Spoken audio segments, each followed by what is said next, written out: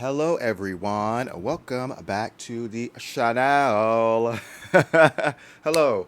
So today you can see the title. We are talking about being my favorite. So if you guys didn't know, if you haven't been following, make sure you subscribe first off. But go watch my reactions to be my favorite because I really got my life to this show. I was kind of shook. I was because episode one. I was kind of like, I'm not disliking this, but I'm not getting my life per se. And there was nothing wrong with the episode. Um, it was just Kui's character was annoying, and like some of the scenes were kind of drugged out a little bit too long, or like multiple scenes accomplished the same thing. So I was kind of like, oh, here we go again. They always do this. They have three scenes, four scenes that do the same thing, rinse and repeat. I don't like that. However, comma, as we went along, I was getting my life. I really enjoyed this series. And today I want to talk more about it. So, as always, with my Everything Wrong With series, I'm going to go through character by character, give my thoughts and opinions on the characters, and then give more of my thoughts and opinions on the show overall at the end, okay? Now, I want you guys to also do this as well. So let me know your thoughts on each of the characters. If you want to like add on to what I say, or if you have like a rebuttal or a different opinion, let me know below. I really want to know. Um, Also, if you haven't done so, please subscribe to my Patreon page. It's linked below for extra content. I will be updating that soon with new shows and finishing other shows I need to finish. So make sure you subscribe to that. And with all that being said, let's get right into it. Okay, first, before we get to the core characters, I'm going to just go through like the parents really quickly. I don't have a picture up for them, but just know I'm talking about the parents. Um, Pear's father. He is one of the real MVPs of the series. I like how he kind of showed us a way of dealing with issues that you may have with another person. If you've seen the show, you know that his wife left him and his daughter to pursue her dreams to be an artist. And on the surface, his daughter Pear thought he was very consent with it. Not consent.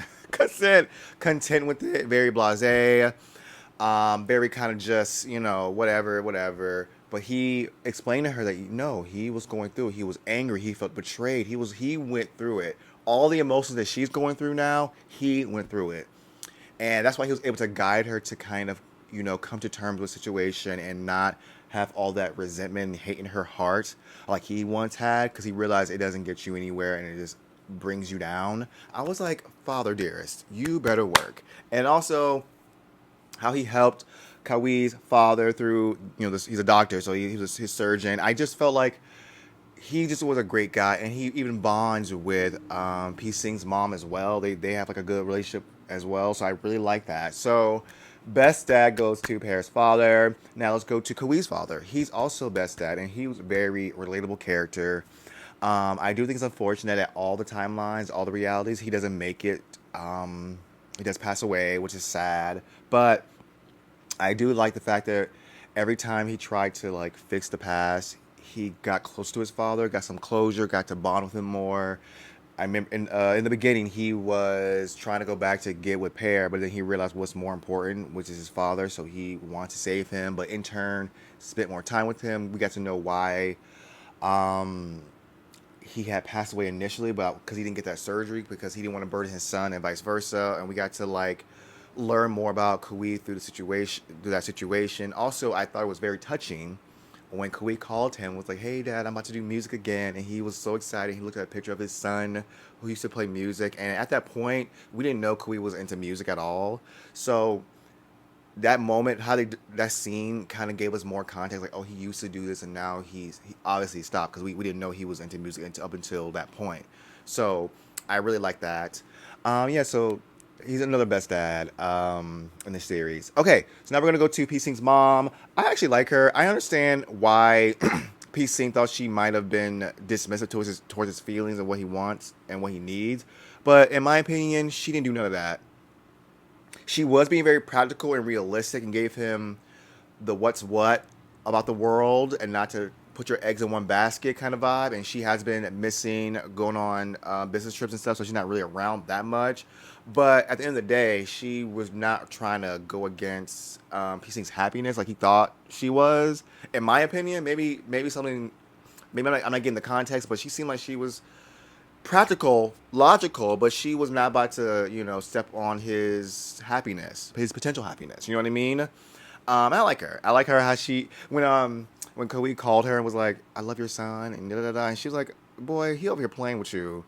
We made up. We're good. I have no problem with you. Make him happy. Go off, king." I was like, "Yes, mother dearest." Woo! I really liked her actually. She didn't get that much screen time, but she left a lasting impression on me. Okay, who's next? Oh, Pear's mother. I have no real opinion on her. I mean, I guess we didn't see things from her point of view. It was just from the other character's point of view, and I think that is why I have no real opinion on her per se. I'm glad her and Pear made it through. I'm glad that she was a mom who pursued her dreams. It sucks she had to give up her family. I wish she could have done both things.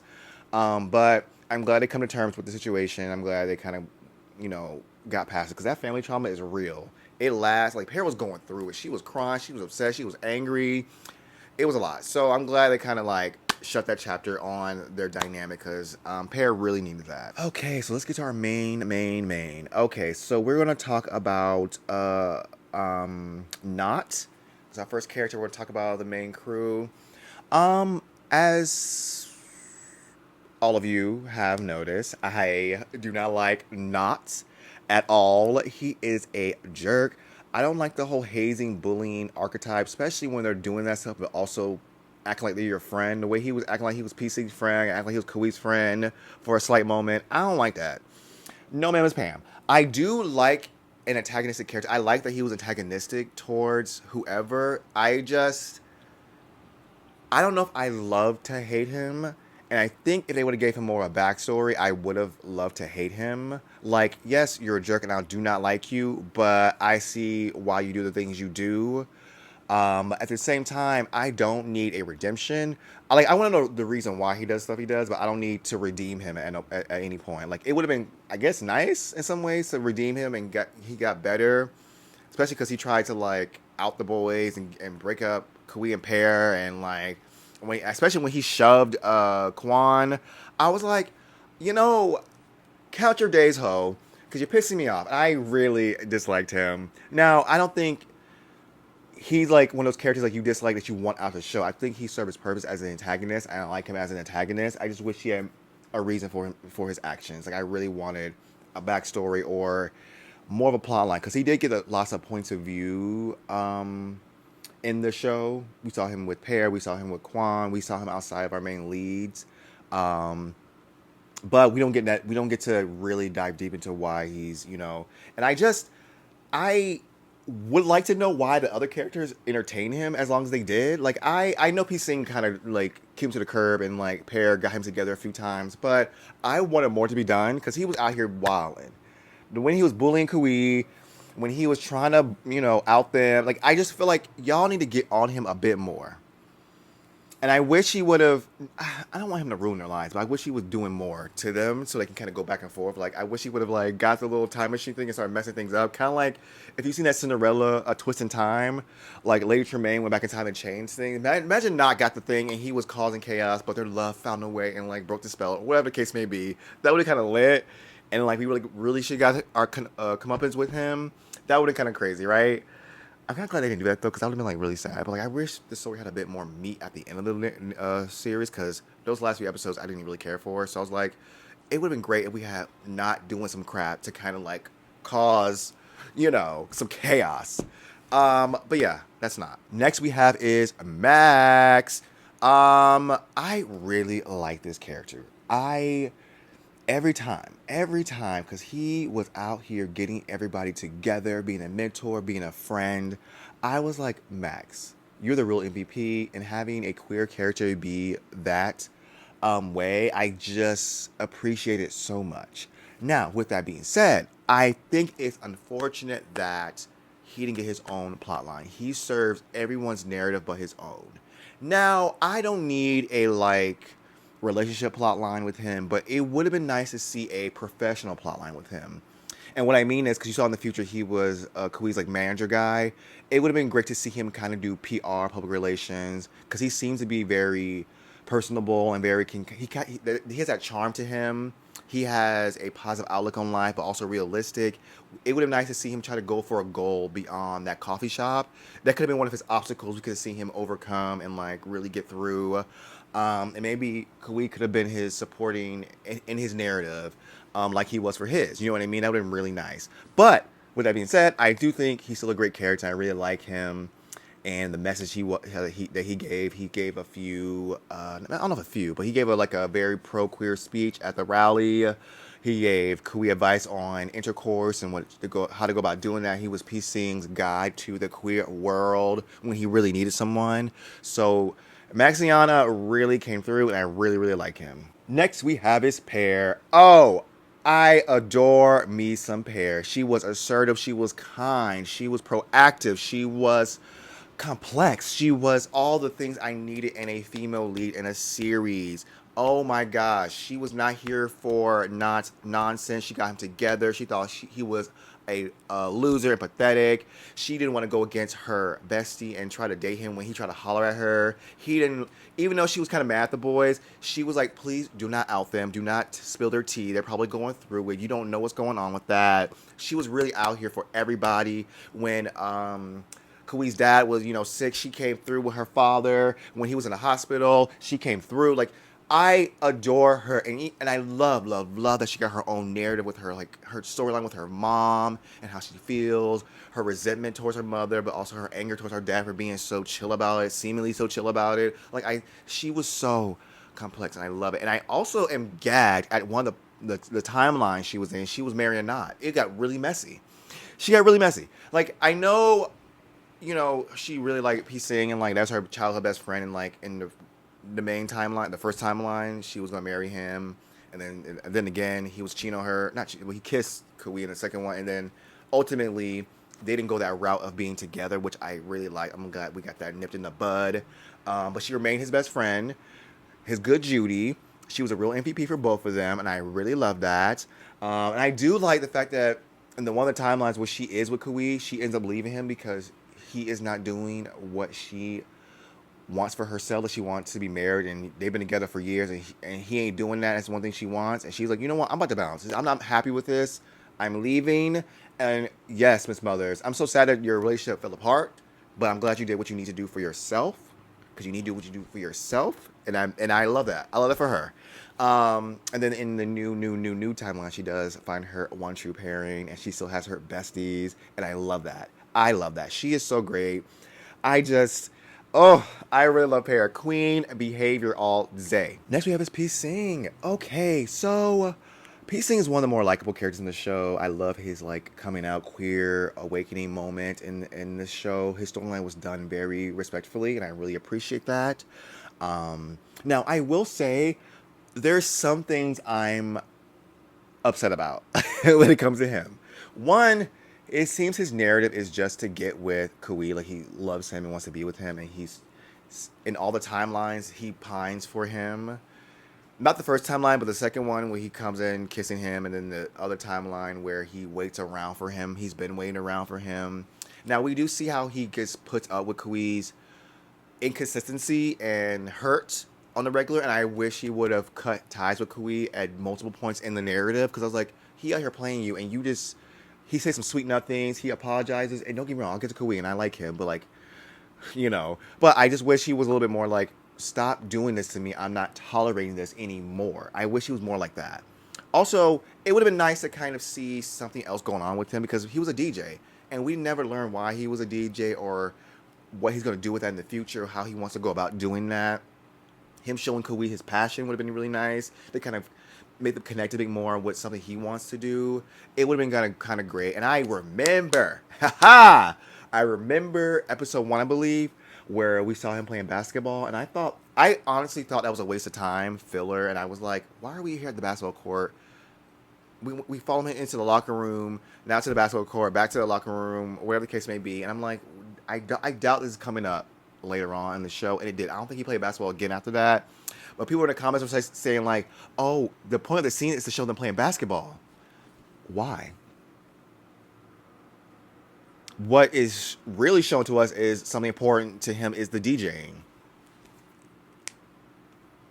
I see people in the comment section be out here loud and like obtuse, not obtuse. What's dense? They're dense, and I'm like, come on now. I know it's a minor thing to complain about, like what I might consider filler content, but come on now, that didn't come back at all in the narrative, and I just wish we had something that Piecing really cared about, other than his man, to really flesh him out a bit more. But with that being said, I really do like his character. I really like his gumption. Now, I do not like that whole plot line where he tried to trick Kui into having intercourse with him by saying he was sad and he wanted to spend the night with him because he fought with his mother, even though he made up with his mother. That was gross. I don't know why they did that. It kind of set his character back a little bit for me. I was like, okay, that doesn't make any sense. Why did y'all do that? I'm calling the cops. Because stop it. Get some help. And then at the end, his whole like, I didn't like the end of the story because they kind of they redid certain scenes again from with a new timeline, and I guess that makes sense. But I'm like, damn, we already saw this. Now we're just getting the happy ending, I guess, because the main ending, Kui was like about to die, so it was a lot. So I guess let's redo it. But I was like, I wish it was a bit better. But I do like his character, and I think he is great queer representation. Next we have is Kui, our main lead.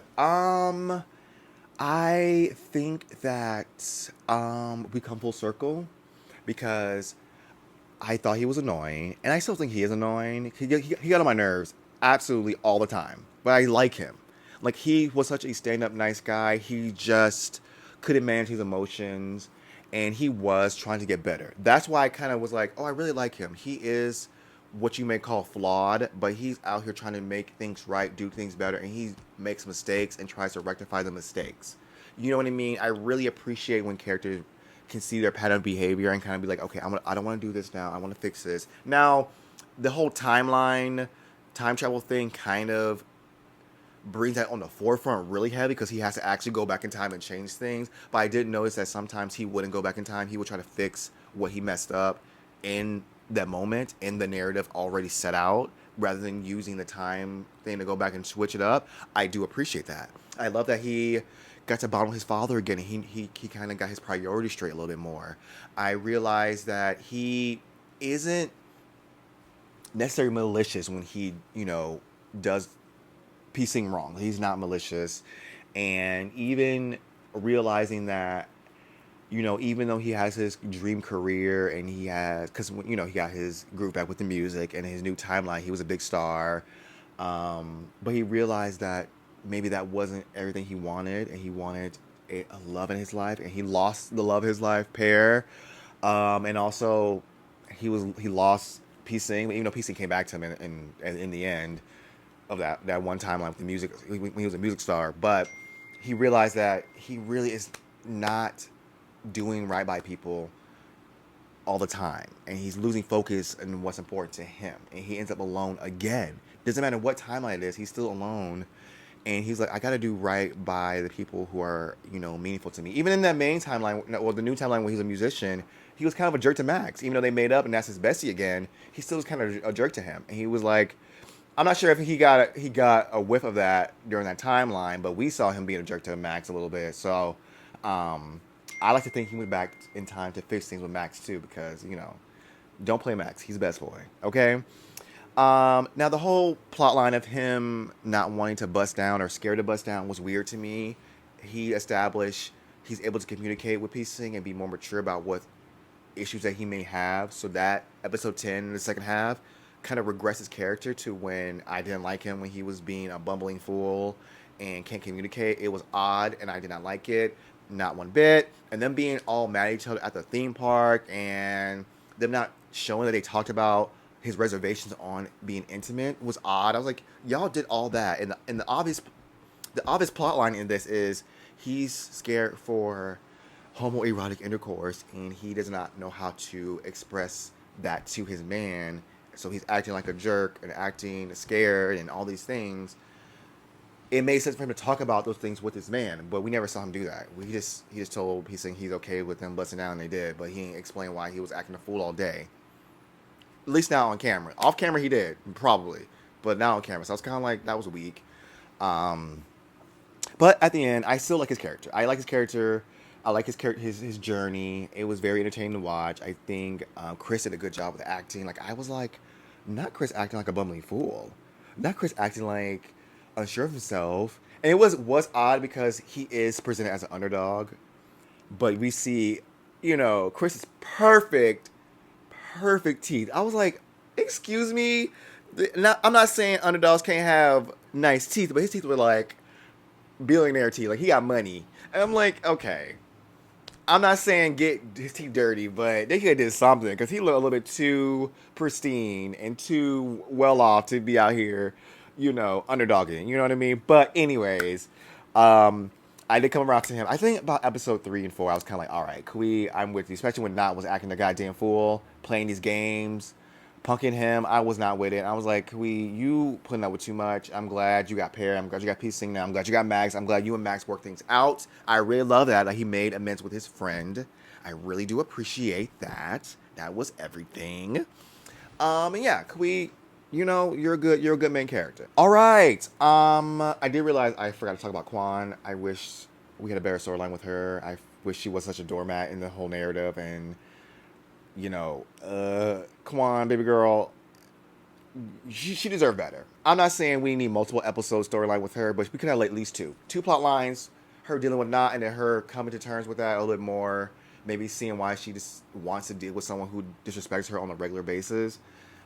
Maybe that would have been nice. That would have been actually really nice. So now I'm thinking about it. But that's Quan. I don't dislike her, but I don't think of her either. It was weird because she tried to like stop Not from outing the boys and talking and gossiping about them, but she ain't doing enough in my opinion because she really was still buzzing him down.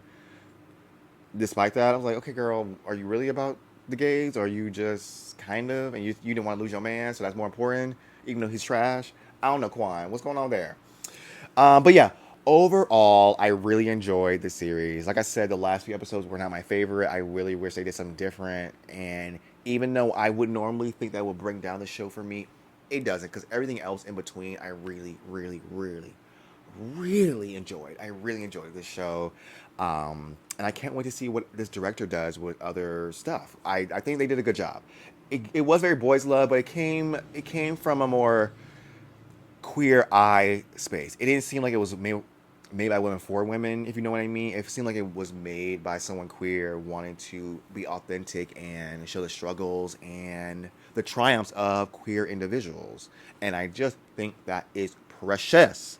Precious. But yeah, let me know your thoughts below on the series. Let me know your thoughts on the characters. If you have any opposing, or if you agree with me on the characters and whatnot, let me know. And I will see you guys in the next video.